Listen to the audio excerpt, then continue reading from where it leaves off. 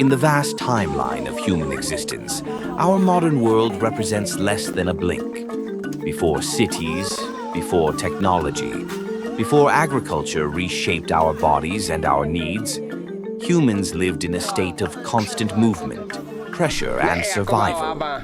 We were built for a different world, a harsher world, a world that demanded bodies capable of enduring heat, distance, hunger, and danger.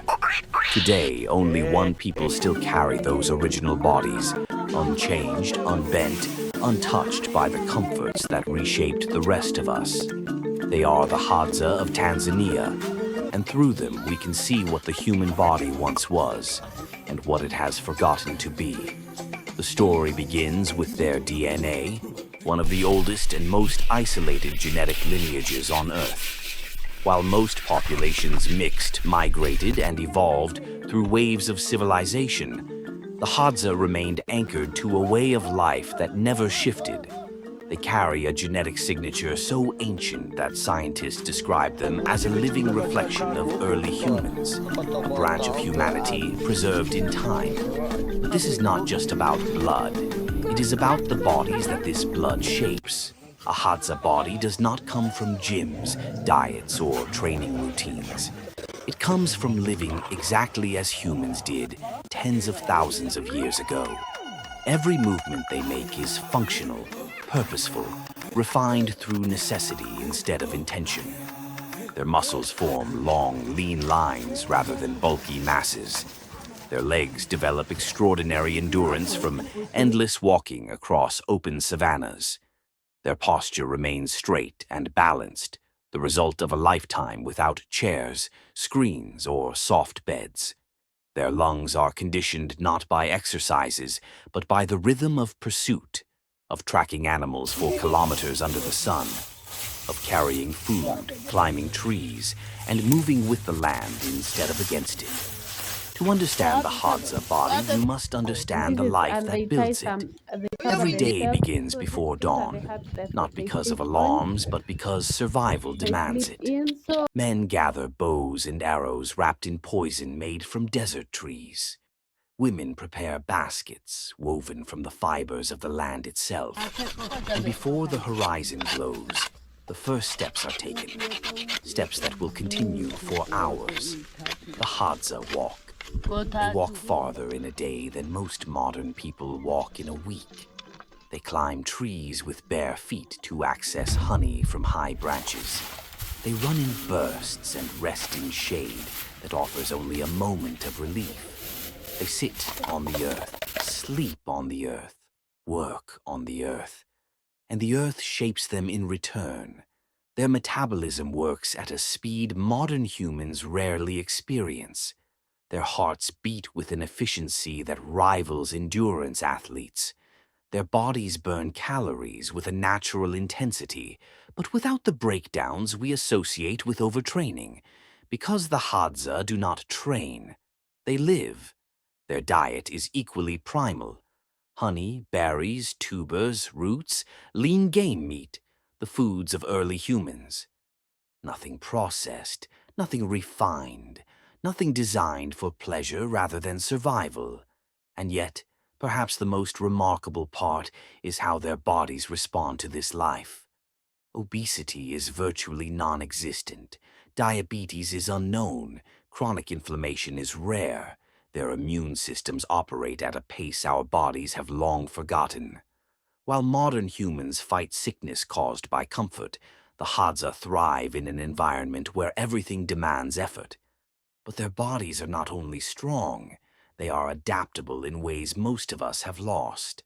Their feet, toughened by a lifetime of movement over rough terrain, behave like tools. Their eyes sharpen to track animals through shadows and dust. Their hands read the land the way others read a compass. Every sense is heightened by purpose, and it is here that the question emerges. Did the Hadza remain the same? Or did we change too much? For the Hadza, strength is not sculpted, it is inherited. Endurance is not practiced, it is necessary. Balance, coordination, agility, these do not come from training sessions, but from thousands of days of natural motion. Their bodies are not extraordinary because they evolved differently. Their bodies are extraordinary because they didn't change. They are a physical time capsule of what humans once were before the world softened around us. And as we watch them move, running effortlessly where we would struggle to walk, climbing with ease where we would cling with fear, enduring heat that would overwhelm us, something becomes clear. The modern human body is not weaker because of genetics. It is weaker because it has forgotten the world it was designed for. The Hadza are not relics of the past. They are reminders of it, a living proof that the bodies humans once had still exist, and that somewhere beneath layers of comfort and stillness, our own bodies once carried the same potential. The last bodies of the Stone Age stand not as a mystery, but as a mirror, reflecting who we were and hinting at what we lost. And yet their story does not end here, because understanding their bodies is only the beginning. To truly understand the Hadza, we must look deeper into their faces, their endurance, their way of life, and the untouched humanity they preserved. This is the doorway into a world that never changed. And in the next chapter, we explore the humans who still carry the original blueprint of our species.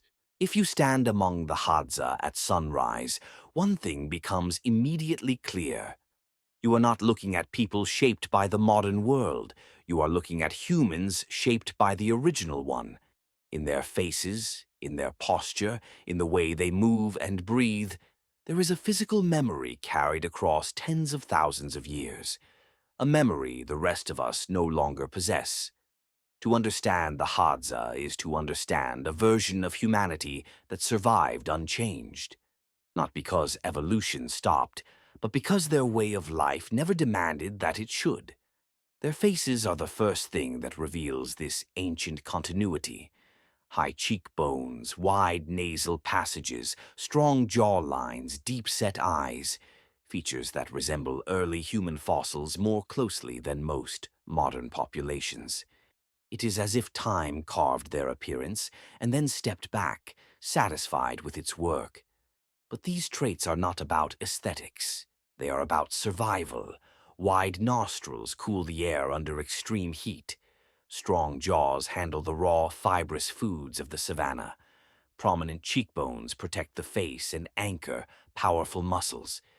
Every feature reflects a purpose, a reason, a story older than civilization. Yet the face is only the beginning of what the Hadza preserved.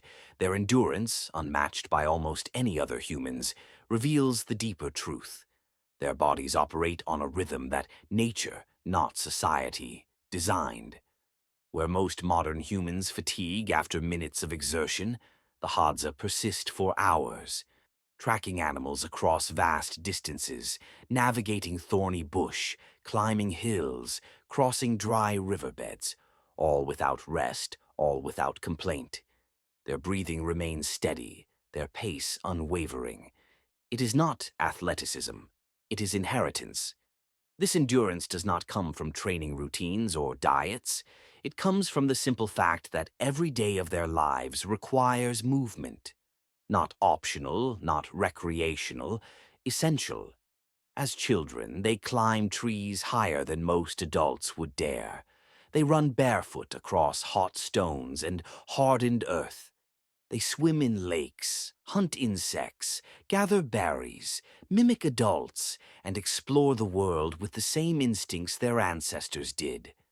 By the time they reach adulthood, their bodies are already shaped by thousands of hours of natural motion, a process so gradual, so organic, it feels almost predetermined.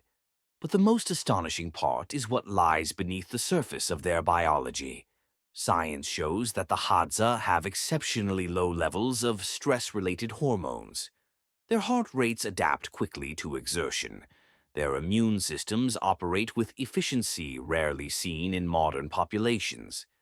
Diseases linked to inactivity, obesity, hypertension, diabetes are virtually unknown.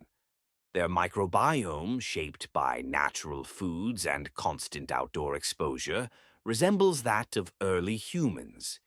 Even their sleep patterns mimic ancient rhythms, drifting with the firelight, waking with the dawn, napping when needed.